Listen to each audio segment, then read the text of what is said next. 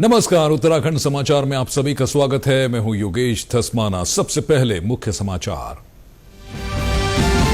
भैया दूज के पर्व पर जयकारों के बीच बंद हुए मां यमुनोत्री और बाबा केदारनाथ धाम के कपाट। अगले 6 महीने शीतकालीन प्रवास की ओर हुआ डोलियों का प्रस्थान।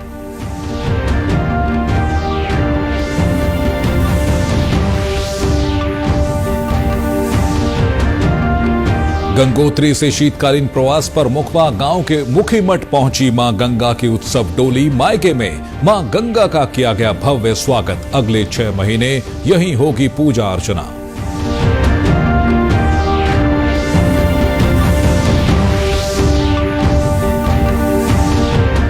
कैबिनेट मंत्री डॉक्टर धन सिंह रावत ने आज देहरादून में उच्च शिक्षा विभाग के अधिकारियों के साथ की बैठक। असिस्टेंट प्रोफेसर के रिक्त पदों पर जल्द नियुक्ति के दिए निर्देश।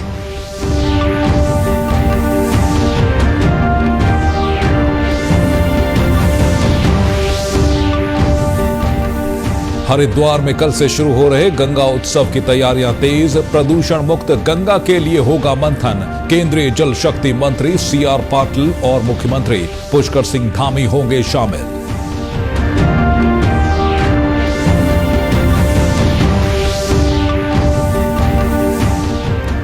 और अंतर्राष्ट्रीय बायोस्फीयर रिजर्व दिवस आज। इस साल की थीम है स्थानीय कार्रवाई की शक्ति और हमारी व्यक्तिगत जिम्मेदारी।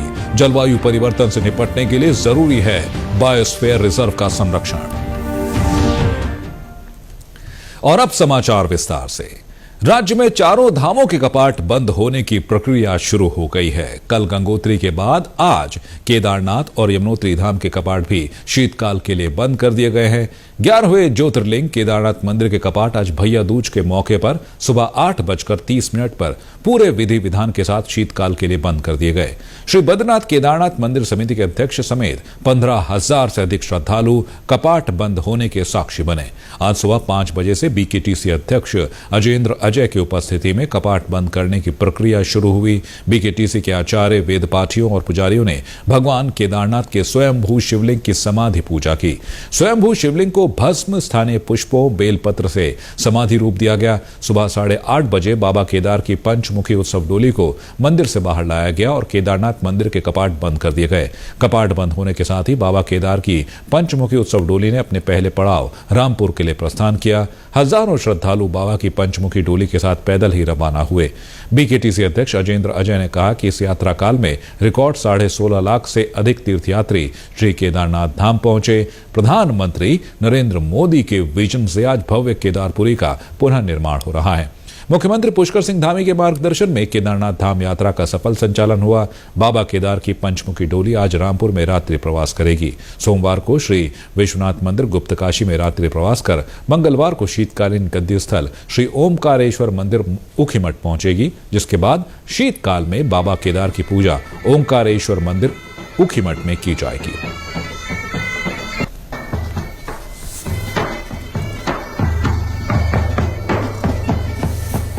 हिमालय की दिव्य उपत्यकाओं में उपस्थित भगवान श्री केदारनाथ जी का दिव्य मंदिर 12 ज्योतिर्लिंगों में से केदारेश्वर ज्योतिर्लिंग। आज भैया दूज के दिन भगवान श्री केदारनाथ जी के श्री कपाट बंद कर दिए गए और प्रातः काल में भगवान का जो है महाभिषेक कर, भगवान का श्रृंगार कर, महाभोग लगा करके भगवान को समाधि पूजन करके समाधि में भगवान शिव इस जगत के कल्याण के लिए, इस शिव जगत के शिव भक्तों के कल्याण के लिए भगवान शिव इस हिमालय की दिव्य श्रृंखला में तब में विराजमान। आज से इस दिव्य स्थान पर देव पूजा प्रारंभ हो गई। हिमालय की दिव्य परंपरा है, 6 माह तक नर पूजा है। केदारनाथ में पूजा अर्चना के साथ ही दुग्धाभिषेक की विशेष परंपरा रहती है। आज कपाट बंद होने के साथ ही गौ माताओं को भी फूल मालाओं के साथ शीतकाल के लिए विदा किया गया। केदारनाथ मंदिर प्रांगण में गौ माताओं की पूजा अर्चना की गई। साल 2017 से ही ग्रीष्मकाल में जब केदारनाथ मंदिर के कपाट खुलते हैं तो तीर्थ पुरोहित गौ माताओं को भी यहां लाते हैं। इन्हीं गायों के दूध से बाबा केदारनाथ का दुग्धाभिषेक किया जाता है। और भैया दूज के पर्व पर यमुनोत्री धाम के कपाट भी दोपहर 12:05 पर बंद कर दिए गए। शीतकाल में यमुना जी की उत्सव मूर्ति खरसाली गांव के यमुना मंदिर में विराजमान होगी। अगले 6 महीने यहीं पर मां यमुना की पूजा अर्चना की जाएगी।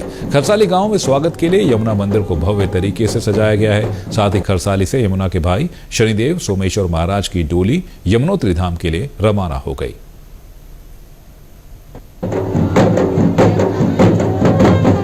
12:05 पर मां यमुना जी के कपाट यहां पर बंद कर दिए गए हैं और इसके बाद 6 महीने तक मां यमुना जी की जो उत्सव मूर्ति है, उत्सव डोली है, वो खरसाली कुशीमठ जाएगी और वहां पर ही शीतकालीन प्रवास में मां यमुना जी के 6 महीनों के लिए दर्शन होंगे और पुनः अक्षय तृतीया के पावन अवसर पर मां यमुना जी के कपाट खोल दिए जाएंगे।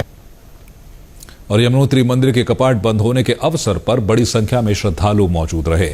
उनके साथ क्षेत्रीय विधायक और स्थानीय प्रशासन भी मौजूद रहा। सभी ने मां यमुना से खुशहाली की कामना की है। मां यमुना के दर्शन करके यहाँ से निकले हैं और पूरे यमुनोत्री विधानसभा प्रदेश और देश की खुशहाली के लिए हमने मां यमुना से आज भैया दूज के अवसर पर यहाँ से मन्नत मांगी है और मैं आशा करता हूं कि मां यमुना का आशीर्वाद हमेशा हमारे इस क्षेत्र पे हम लोगों पर हमेशा बना रहेगा। अभी तक यमुना मंदिर में 7 लाख से अधिक श्रद्धालु दर्शन कर चुके हैं। अब इसके बाद जब खरसाली में मां की मूर्ति स्थापित होगी तो वहां भी शीतकाल में लोग दर्शन कर सकेंगे। और आपको बता दें, चारों धामों में सर्दी बढ़ने के साथ ही इस वर्ष की 4 धाम यात्रा समापन की ओर है। बद्रीनाथ धाम के कपाट 17 नवंबर को बंद हो रहे हैं, जबकि पवित्र गुरुद्वारा हेमकुंड साहिब के कपाट बीते 10 अक्टूबर को ही बंद हो गए थे। और वहीं गंगोत्री धाम से मां गंगा की उत्सव डोली अपने शीतकालीन प्रवास मुखवा गांव के मुखीमठ पहुंच गई है। शीतकाल में मां गंगा की पूजा अर्चना और दर्शन मुखीमठ में होंगे। महिलाओं ने मां गंगा की उत्सव डोली का फूल मालाओं के साथ भव्य स्वागत किया। इस मौके पर श्रद्धालुओं और ग्रामीणों में खुशी की लहर रही। मां गंगा आज अपने शीतकालीन प्रवास अपने मायके मुखबा में विराजमान हो गई हैं।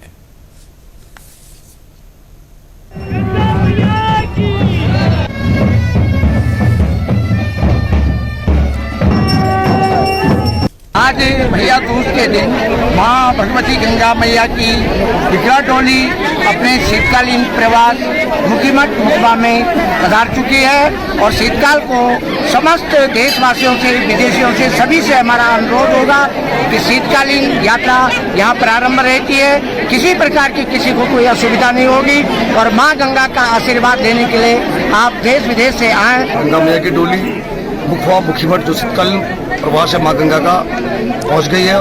अब 6 महीने तक जो गंगा मैया की दर्शन इसी जगह पर सुलभ हो पाएंगे। जितने भी देश विदेश के जितने भी श्रद्धालु हैं वो मुखवा मुखीमठ में आके मां गंगा के दर्शन करने का उनको सौभाग्य मिलेगा। और अगले वर्ष अक्षय तृतीया के पावन बेला पर मां पतित पावनी पुण्य सलाह भगवती गंगा मैया के कपाट गंगोत्री में सभी श्रद्धालुओं के लिए खोल दी जाएंगे। अगली खबर का रुख करते हैं। युवा मुक्केबाज दीपाली थापा ने आज देहरादून स्थित कैंप कार्यालय में मुख्यमंत्री पुष्कर सिंह धामी से मुलाकात की। नैनीताल की दीपाली थापा ने दुबई के अबू धाबी में सितंबर में आयोजित एशियन बॉक्सिंग चैंपियनशिप जीती है। उन्होंने 33 किलोग्राम वर्ग में स्वर्ण पदक जीता है। मुख्यमंत्री ने दीपाली को उनकी इस उपलब्धि के लिए बधाई दी है। साथ ही दीपाली के उज्जवल भविष्य की कामना की है। उच्च शिक्षा मंत्री डॉक्टर धन सिंह रावत ने आज देहरादून स्थित शासकीय आवास में उच्च शिक्षा विभाग के अधिकारियों की बैठक की। उन्होंने अधिकारियों को राजकीय महाविद्यालयों में छात्र छात्राओं की 180 दिन की पढ़ाई, लाइब्रेरी की सुविधा, निर्माणाधीन कार्यों को जल्द पूरा करने, असिस्टेंट प्रोफेसरों के रिक्त पदों की जल्द नियुक्ति करने के निर्देश दिए हैं। इसके अलावा बैठक में आगामी 21 नवंबर को उच्च शिक्षा परिषद की बैठक आयोजित करने का निर्णय भी लिया गया है। और अब खबर है हरिद्वार से, जहां सोमवार को चंडी घाट के नमामि गंगे घाट पर गंगा उत्सव का आयोजन होने जा रहा है। गंगा उत्सव की तैयारी अपने अंतिम चरण में है। गंगा उत्सव में संत सम्मेलन और गंगा को प्रदूषण मुक्त रखने के लिए विचार गोष्ठी का आयोजन भी किया जाएगा, जिसमें लोगों को गंगा को स्वच्छ निर्मल रखने के लिए जागरूक किया जाएगा। केंद्रीय जल शक्ति मंत्रालय द्वारा हर साल गंगा उत्सव का आयोजन किया जाता है। इस बार यह कार्यक्रम हरिद्वार के नमामि घाट पर आयोजित किया जा रहा है। नमामि गंगे स्वच्छ स्वच्छता मिशन के महानिदेशक राजीव मित्तल ने नमामि गंगे घाट पहुंचकर तैयारियों का जायजा लिया है। डीजी राजीव मित्तल ने बताया कि गंगा उत्सव में केंद्रीय जल शक्ति मंत्री CR पाटिल के साथ ही उत्तराखंड के मुख्यमंत्री पुष्कर सिंह धामी शामिल होंगे। उन्होंने बताया कि इस कार्यक्रम में फिल्म अभिनेता आशुतोष राणा का शिव स्तोत्र और राजीव खंडेलवाल के गंगा यात्रा का अनुभव लोगों को सुनने को मिलेगा। कार्यक्रम में केंद्रीय मंत्री जल संरक्षण का संदेश देते हुए महाशीर मछलियां गंगा में छोड़ेंगे। इस दौरान BSF की राफ्टिंग टीम को फ्लैग ऑफ भी किया जाएगा। गंगा नदी के और बाकी नदियों के लिए जो कुछ नए प्रोडक्ट्स बनाए हैं उनका लॉन्च होगा। हम लोगों ने गंगा नदी के लिए आर्टिफिशियल इंटेलिजेंस का उपयोग कैसे किया जा सकता है उसके बारे में कुछ प्रोडक्ट्स बनाए हैं। फिर हमारा एक रिवर सिटी अलायंस है कि गंगा नदी को काम करते करते ये लगा कि जो जितने भी शहर नदियों पे है सबने एकजुट होकर काम करना चाहिए और सबको एक दूसरे से सीखने के लिए काफी कुछ है। तो उसका अलायंस का वेबसाइट का उद्घाटन रहेगा। हालांकि उत्तराखंड में लोगों को फिर भी गंगा दिखती है, साफ दिखती है, पर आप जैसे ही उत्तराखंड के नीचे जाएंगे तो नदी साफ ना होने की वजह से लोग नदी को भूल सा गए हैं। तो वो एक जो जुड़ाव है उसको लोगों को वो करना बहुत जरूरी है। सेकंड थिंग है कि जो हमारे सारे के सारे जो यूथ हैं उन लोगों में स्पेशली जो बच्चे हैं, जो हमारी यंग जनरेशन है, उनको नदी के पास ले जाके नदी का महत्व समझाना कि क्या क्या नदी का महत्व है, वो एक बड़ा हेतु है इसका। तीसरा जो नदी का कल्चरल और स्पिरिचुअल एस्पेक्ट है, इस फेस्टिवल के माध्यम से नदी के प्रति जो हमारी आस्था है वो व्यक्त की जाती है कि हम नदी को पूजा करते हैं, पहले से पूजा करते आए हैं और आज भी पूजा कर रहे हैं। तो गंगा उत्सव को लेकर किस तरह की तैयारियां चल रही हैं, इस पर ज्यादा जानकारी के लिए बात करेंगे हरिद्वार से हमारे संवाददाता देवेंद्र शर्मा से। देवेंद्र जी, आपसे यही जानना चाहेंगे, गंगा के संरक्षण और संवर्धन के लिए गंगा उत्सव शुरू होने जा रहा है, किस तरह की तैयारी और पिछले वर्षों की तुलना में इस वर्ष क्या कुछ खास रहने वाला है गंगा उत्सव में? देखिए, इस समय जो है हरिद्वार में चंडी घाट पर स्थित नमामि गंगे घाट है, वो बहुत ही भव्य घाट है। उसको बहुत ही भव्य रूप से सजाया जा रहा है। वहाँ पर तरह तरह के जो है स्टॉल लगाए जाएंगे और बहुत सारे कार्यक्रम वहाँ पर होंगे, जिसमें सांस्कृतिक कार्यक्रम और तकनीकी कार्यक्रम भी उसमें शामिल है। और जो यहाँ के गंगा समितियाँ बनी हैं, खासकर आसपास के गांव के लोग हैं, उनके जो लोकल जो उत्पाद है उनके स्टॉल लगाए जाएंगे और धार्मिक कार्यक्रम होंगे। इसके अलावा जो है यहाँ पर संतों के कार्यक्रम भी होगा। तो कुल मिलाकर जो है गंगा को प्रदूषण मुक्त रखने के लिए, लोगों को जन जागरण करने के लिए ये गंगा महोत्सव यहाँ पर हो रहा है। आप जानते हैं कि गंगा जो है हमारी आस्था का प्रतीक है और पुराणों में इसका उल्लेख मिलता है। और यहाँ पर कुंभ और अर्धकुंभ जैसे मेले लगते हैं जहाँ पे करोड़ों लोग आते हैं। तो गंगा को प्रदूषण एवं जो है इसका जल प्रवाह जो है बनाए रखने के लिए, अविरलता और निर्मलता बनाए रखने के लिए गंगा महोत्सव का आयोजन किया जा रहा है। और ये पहली बार है कि हरिद्वार में गंगा महोत्सव किया जा रहा है। आपको मैं बता दूं कि 2008 में जो है इसको 4 नवंबर को जो है राष्ट्रीय नदी घोषित किया था।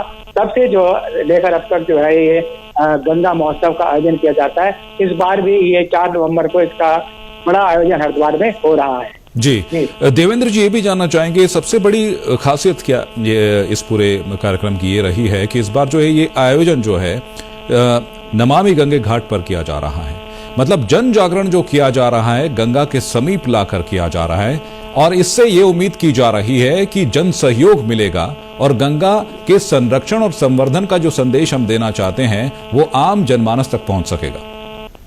बिल्कुल सही कह रहे हैं कि हरिद्वार जो है वो एक तीर्थ नगरी है। यहाँ पर करोड़ों श्रद्धालु यहाँ पर आते हैं और जो है यहाँ पर स्नान के लिए आते हैं। तो गंगा तट पर इसका आयोजन करने का मुख्य उद्देश्य यही है कि ये जो संदेश है पूरे देश में जाए कि हमें गंगा को जो है प्रदूषण मुक्त रखना है, क्योंकि गंगा हमारी लाइफ लाइन है और ये जो है हमारी मोक्षदायिनी मानी जाती है। तो लोगों की आस्था का प्रतीक होने के साथ साथ ये सिंचाई का एक बहुत बड़ा माध्यम है, बहुत बड़ी नदी है, सबसे बड़ी नदी मानी जाती है। तो पूरे देश में संदेश जाए इसलिए ये आयोजन गंगा तट पर खासकर किया गया है। और मैं समझता हूँ कि इसका जो है बहुत बड़ा इम्पैक्ट जाएगा और लोगों को संदेश मिलेगा, लोगों में जागरूकता आएगी ताकि गंगा को प्रदूषण मुक्त करने का जो उद्देश्य हमारे प्रधानमंत्री नरेंद्र मोदी जी ने किया है, उसको जो है सफल बनाने के लिए यह आयोजन मैं समझता हूँ मील का पत्थर साबित होगा। जी देवेंद्र जी, और खासकर कार्यक्रमों की अगर बात की जाए तो उसमें फिल्म अभिनेता आशुतोष राणा भी पहुंचेंगे, राजीव खंडेलवाल भी पहुंचेंगे, जो अपनी गंगा यात्रा का अनुभव, अपने संस्मरण जो है लोगों को सुनाएंगे। साथ ही खास बात यह है कि एक बीएसएफ की राफ्टिंग टीम को भी जो है फ्लैग ऑफ किया जाएगा यहाँ से, ताकि लोगों को जागरूक किया जाए। जी, आप जानते हैं कि जो फिल्मी कलाकार होते हैं उनकी फैन फॉलोइंग बहुत ज्यादा होती है, तो अगर वो कोई बात अपने मुख से कहते हैं और अपने मुंह से बोलते हैं तो उसका प्रभाव जनमानस पर ज्यादा पड़ता है। तो इसलिए जो है इस तरह के कलाकारों को बुलाना, और जो है राजीव खंडेलवाल जो आए हैं वो गंगा यात्रा कर चुके हैं, उनका बहुत बड़ा अनुभव है, तो वो लोगों को बताएंगे कि किस तरह से जो है गंगा कहाँ पर प्रदूषित है, कहाँ पर किस तरीके से उसको जो है हमें जो है गंगा को प्रदूषण मुक्त रखना है। तो इसके लिए जो है जो ऐसे लोग होते हैं जिनका प्रभाव जनता में ज्यादा होता है, उनका जो है सहारा तो देवेंद्र जी, गंगा संरक्षण और संवर्धन को लेकर जो एक अनुपम पहल शुरू की गई थी, अब वो एक बार फिर एक भव्य स्वरूप में लौट रही है और एक बार फिर लोगों का जन सहयोग जो है मांगा जा रहा है कि गंगा का संरक्षण और संवर्धन किया जा सके। बहुत बहुत शुक्रिया करना चाहेंगे देवेंद्र जी आपका इस पूरी जानकारी देने के लिए। और डीडी न्यूज उत्तराखंड में यहां वक्त हो चला एक छोटे से ब्रेक का। ब्रेक के बाद फौरन हाजिर होते हैं। आप बने रहिए डीडी न्यूज उत्तराखंड के साथ। फूल वाला, केटरिंग वाला, बैंड वाला, ये लो भाई। बैंड बजेगी पापा, अगर गड़बड़ हुई तो गए पैसे। अरे नहीं रे, बैंक संभाल लेगा। कैसे? मैंने पॉजिटिव पे सिस्टम पे रजिस्टर किया है। बैंक को चेक्स और बेनिफिशियरीज की जानकारी दे दी है। बैंक चेक करेगा, जांच करेगा, डिटेल्स मैच नहीं तो क्लियरेंस नहीं। अच्छा, लाइए मुझे दीजिए। फोटो वाला, लाइट वाला, मंडप वाला। आरबीआई कहता है जानकार बनिए, सतर्क रहिए। बिल्कुल सही कह रहे हैं। क्या आप भी इंग्लिश सीखना चाहते हैं, फर्राटेदार इंग्लिश बोलना चाहते हैं, अच्छे अंग्रेजी के मुहावरों के साथ साथ आम बोलचाल में भी अंग्रेजी का प्रयोग करना चाहते हैं, तो चाहे आप विद्यार्थी हैं, वर्किंग प्रोफेशनल या house maker, we are here to make your communication skills way better. संपर्क करें doctor Kanchan Negi, founder Brilliant English International Institute, Dehradun. Break के बाद आपका एक बार फिर से स्वागत है। प्रदेश में भाई दूज का त्योहार आज उमंग और उत्साह से मनाया जा रहा है। दीपावली के 2 दिन बाद मनाया जाने वाला यह पर्व 5 दिवसीय उत्सव के अंत का प्रतीक है। इसे देश के विभिन्न हिस्सों में अलग अलग नामों से जाना जाता है। इस दिन बहनें अपने भाइयों के माथे पर टीका लगाती हैं और उनकी और लंबी उम्र के लिए प्रार्थना करती हैं। बागेश्वर जिले में इस अवसर पर बहनों ने भाइयों के माथे पर मंगल तिलक लगाकर उनकी लंबी उम्र की कामना की। और उत्तराखंड अपनी समृद्ध संस्कृति के लिए जाना जाता है। यहाँ 12 महीनों में 12 त्योहार मनाए जाते हैं और उन्हीं में कुछ ऐसे अनोखे त्योहार हैं जिनका संबंध भाई बहन से है। ऐसा एक त्योहार कुमाऊं मंडल में मनाया जाता है और इसे चूड़े का त्योहार कहा जाता है। चूड़े का त्योहार भैया दूज के दिन मनाया जाता है। इस दिन बहनें चूड़े को भाई के सिर पर रखकर भाई की लंबी उम्र की कामना करती हैं। गांव घरों में अनाज कूटने वाला उखल अब ना के बराबर है। बावजूद इसके लोग अपनी संस्कृति को संरक्षित रखने के लिए आज भी चूड़े पूजन की परंपरा को बखूबी निभाते हैं। भैया दूज के दिन देवताओं को नए अनाज से बने चूड़े चढ़ाने की वर्षों पुरानी परंपरा आज भी गाँव में देखने को मिलती है। चूड़े बनाने से पहले ओखल की पूजा की जाती है। ओखल की पूजा का मतलब है कि पूरे परिवार को साल भर खाने को अनाज मिले और किसी को भूखे पेट ना सोना पड़े। परसों और वे है गई ना दूजने कल दूजने मन है लियो फिर अमल तो ब्याह भिजोण आ जाए फिर एल छानी में निथार दे तो फिर तशाल में भूटवे तो हमारे मंदिर में ले चढ़ जाल और हम पड़ोस में ले जब तो मारा हाथ तो मन के ले दे जाल चूड़ पिछा लगा के चूड़ चढ़ जाल तो और खाने वाल 3 दिन जबन ले आगे ले आवले भूठ गिने भाई और पहले ले कोई भूजे हम पड़ोस वाला कल कूट लिया गया अब आप लोग भाई ने और फिर जो चेली भैया उन्होंने कल दीदी मुट्ठी दिने भाई। और भैया दूज के त्योहार पर बहनें अपने भाई के चूड़ा पूजने ससुराल से मायके आती हैं और इन चूड़ों को दूध और घी में मिलाकर घर की बुजुर्ग महिलाएं बच्चों के पैरों घुटनों कंधों से छुआते हुए पूजन कर जी रया जागी रया का आशीर्वचन देती हैं। जिनके बच्चे प्रदेश से दीपावली पर्व पर घर नहीं पहुंच पाते उनके लिए चूड़ा आज भी किसी न किसी माध्यम से पहुंचा दिए जाते हैं। मान्यता है कि इस दिन यम अपनी बहन यमुना के घर गए, इसलिए इसे यम द्वितीया भी कहा जाता है।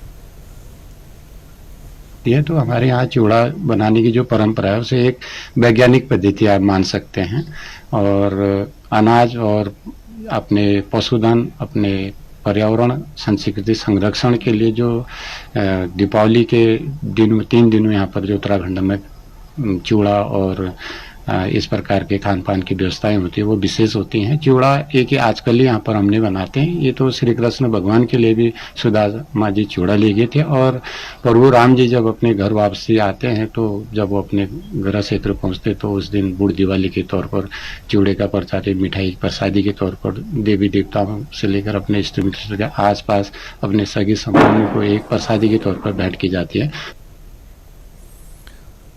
त्योहारों के दौरान यात्रियों की सुविधा के लिए रेलवे विशेष गाड़ियां चला रहा है। उत्तराखंड के लिए भी देहरादून से लखनऊ के बीच स्पेशल ट्रेन चलाई गई है जो शाम 6:15 बजे देहरादून से लखनऊ के लिए प्रस्थान करती है। वहीं राष्ट्रीय राजधानी क्षेत्र दिल्ली से देश के विभिन्न हिस्सों के लिए लगभग 20 विशेष रेलगाड़ियां चलाई जा रही हैं। इनमें दरभंगा, बरौनी, पटना, कटरा, मुजफ्फरपुर, बलिया, कामाख्या और आजमगढ़ के लिए विशेष ट्रेन शामिल है। छठ पूजा के लिए 145 अतिरिक्त रेलगाड़ियां इस महीने की 2 से 8 तारीख तक चलाई जा रही हैं। इस तरह प्रतिदिन लगभग 2 लाख अतिरिक्त यात्रियों के लिए रेल यात्रा सुगम बनाई जा रही है। रेलवे ने त्योहारों के दौरान 1 अक्टूबर से 30 नवंबर के बीच लगभग 7,000 विशेष रेलगाड़ियों की व्यवस्थाएं की हैं। इस दौरान 1 करोड़ से भी अधिक यात्रियों का आवागमन सुनिश्चित होगा। त्योहारों के दौरान हर साल लाखों यात्रियों की सुविधा के लिए विशेष रेलगाड़ियों का परिचालन किया जाता है। पिछले वर्ष के मुकाबले इस वर्ष 2800 अधिक रेलगाड़ियां चलाई जा रही हैं। पिछले वर्ष इस दौरान लगभग 4,500 विशेष ट्रेनों का परिचालन हुआ था। और दुनिया भर में आज अंतर्राष्ट्रीय बायोस्फीयर रिजर्व दिवस मनाया जा रहा है। हमारे पर्यावरण की सुरक्षा एवं स्थिरता को बढ़ावा देने में बायोस्फीयर रिजर्व का अहम रोल है। आइए आपको दिखाते हैं ये खास रिपोर्ट। जैसे जैसे समय बीतता है हमें पर्यावरण की रक्षा करने की जरूरत और भी महसूस हो रही है।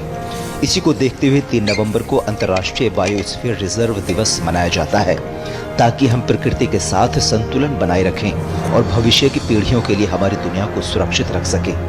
India has made very good progress in terms of biosphere reserve establishment. India is participating since 24 years, and since that time India has established 1 biosphere reserve on average every 2 years, so that's quite impressive. So India has a lot of potentialities. Bharat में 18 biosphere reserve हैं। इस साल की theme है स्थानीय कार्रवाई की शक्ति और हमारी व्यक्तिगत जिम्मेदारी। हमें अपने आसपास के पर्यावरण को बचाने में अपनी भूमिका निभानी होगी। बायोस्फीयर रिजर्व 3 हिस्सों में बटे होते हैं, कोर, बफर और संक्रमण। ये क्षेत्र परिदृश्य और पारिस्थितिकी तंत्र को संरक्षित करते हुए शिक्षा, अनुसंधान और लोगों की आवाजाही को सुगम बनाते हैं। ये सतत विकास के लिए काफी महत्वपूर्ण हैं। इन बायोस्फीयर रिजर्व से जलवायु परिवर्तन के प्रभावों को कम करने में मदद मिलती है क्योंकि ये कार्बन डाइऑक्साइड को अवशोषित करते हैं। साथ ही ये पर्यावरण, पर्यटन और स्थानीय अर्थव्यवस्थाओं को बढ़ावा देकर सतत विकास में योगदान करते हैं। डीडी न्यूज, भारत के सार्वजनिक प्रसारक दूरदर्शन का प्रमुख समाचार चैनल 3 नवंबर 2003 को लॉन्च किया गया था। आज ये अपना 21वां स्थापना दिवस मना रहा है। डीडी न्यूज ने निष्पक्ष, संतुलित और सटीक समाचार प्रसारण के माध्यम से देशवासियों का विश्वास अर्जित किया है। दशकों की विश्वसनीयता और समर्पण के साथ डीडी न्यूज ने एक नई पहचान बनाई है। देखिए हमारी ये खास रिपोर्ट।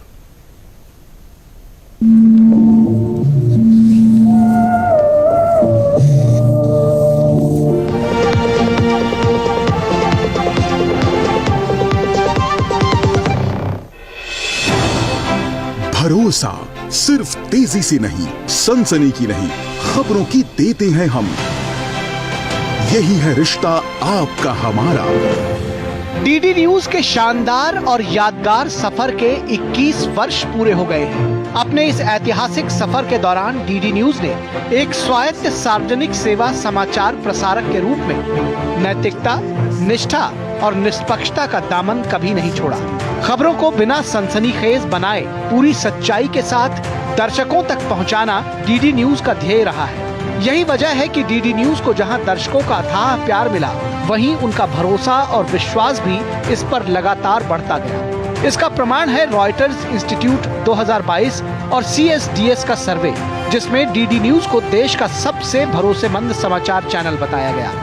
3 नवंबर 2003 को डीडी मेट्रो चैनल को 24 घंटे के समाचार चैनल में बदलकर डीडी न्यूज को लॉन्च किया गया था। अपनी स्थापना के बाद से ही अपने फलक को लगातार विस्तार देते हुए डीडी न्यूज समाचार प्रसारण के क्षेत्र में नित नई ऊंचाइयों को छू रहा है।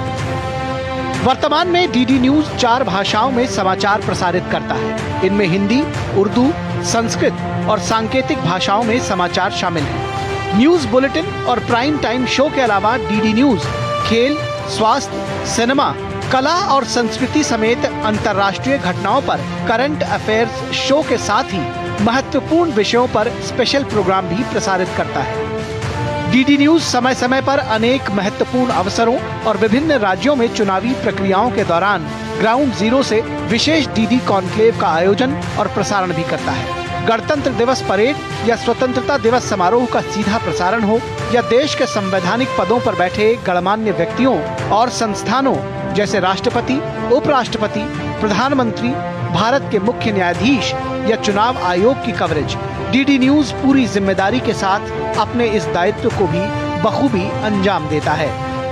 खबरों में सच्चाई, विविधता और पत्रकारिता के उच्च नैतिक मानदंड को कायम रखते हुए डीडी न्यूज पिछले 21 वर्षों से न केवल जनता के उम्मीदों पर खरा उतरा है, बल्कि उनका भरोसा और विश्वास जीतने में भी सफल रहा है। डीडी न्यूज की यही खासियत उसे तमाम निजी समाचार चैनलों से अलग और विशेष बनाती है।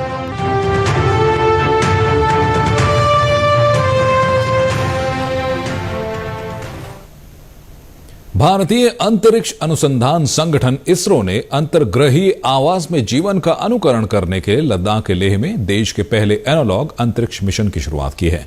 यह कदम भारत के निकट भविष्य में चंद्रमा पर मानव भेजने की योजना की दृष्टि से महत्वपूर्ण है। एनालॉग अंतरिक्ष मिशन पृथ्वी पर अंतरिक्ष वातावरण के साथ भौतिक समानताएं रखने वाले और अंतरिक्ष उड़ान अनुसंधान के लिए समस्या समाधान में महत्वपूर्ण भूमिका वाले स्थानों का परीक्षण है।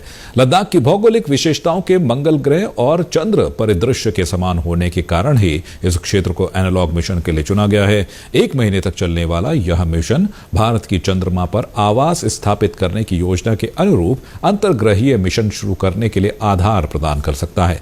सोशल मीडिया पर पोस्ट में इसरो ने कहा कि लेह में एनालॉग अंतरिक्ष मिशन लद्दाख स्वायत्त पहाड़ी विकास परिषद द्वारा समर्थित human space flight centre, ISRO, AAKA space studio, Ladakh विश्वविद्यालय, IIT बॉम्बे का एक सहयोगात्मक प्रयास है। समुद्र तल से 3000 मीटर से अधिक की ऊंचाई पर स्थित लद्दाख में ऑक्सीजन का स्तर समुद्र तल के मुकाबले केवल 40% है। निम्न दबाव और कम ऑक्सीजन की यह स्थिति शोधकर्ताओं को मंगल ग्रह की स्थितियों के समान जीवन की संभावनाओं का मूल्यांकन करने की अनुमति देती है। तो इस बुलेटिन में अभी के लिए बस इतना ही। अंत में एक नजर हेडलाइंस पर एक बार फिर। भैया दूज के पर्व पर जयकारों के बीच बंद हुए मां यमुनोत्री और बाबा केदारनाथ धाम के कपाट। अगले 6 महीने शीतकालीन प्रवास की ओर हुआ डोलियों का प्रस्थान।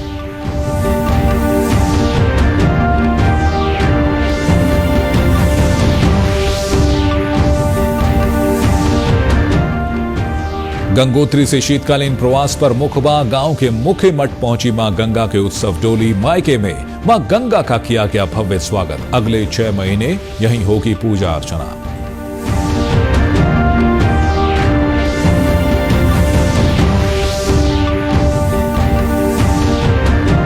कैबिनेट मंत्री डॉक्टर धन सिंह रावत ने आज देहरादून में उच्च शिक्षा विभाग के अधिकारियों के साथ की बैठक। असिस्टेंट प्रोफेसर के रिक्त पदों पर जल्द नियुक्ति के दिए निर्देश।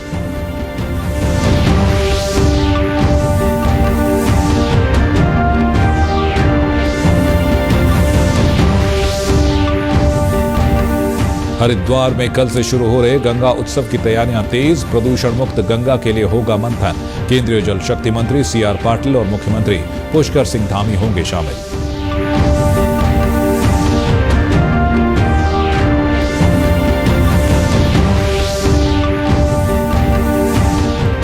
और अंतर्राष्ट्रीय बायोस्फीयर रिजर्व दिवस आज। इस साल की थीम है स्थानीय कार्रवाई की शक्ति और हमारी व्यक्तिगत जिम्मेदारी। जलवायु परिवर्तन से निपटने के लिए जरूरी है बायोस्फीयर रिजर्व का संरक्षण। तो इस बुलेटिन में अभी के लिए बस इतना ही। फिलहाल दीजिए इजाजत। नमस्कार।